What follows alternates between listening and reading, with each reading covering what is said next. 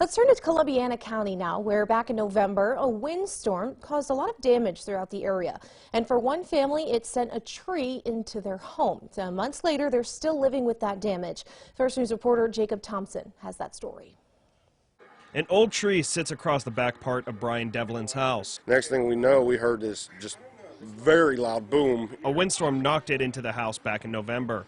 It also hit the front of their family van. No one was hurt, but a lot started running through his mind. Right away, I was just shocked and thinking, okay, what do I do? What do I do? You know, what are we going to do? The Lisbon Fire Department has since put a tarp over the hole, and it's not really causing major issues. But Devlin says he and his family are starting to get frustrated with the property's landlord.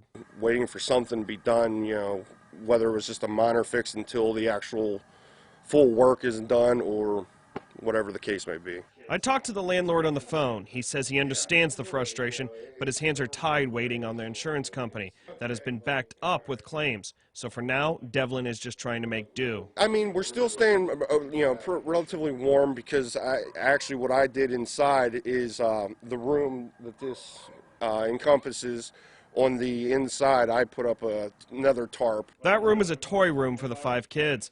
I asked him why he didn't put up a piece of plywood while they wait for it to be fixed. He said he's a stay-at-home dad and his wife just lost her job. We've been scratching and, you know, shaving everything we can to, you know, pay bills or whatever. They've been getting help through the Salvation Army and from family and friends, but both him and the landlord are in a limbo state. In Lisbon, Jacob Thompson, WKBN 27 First News.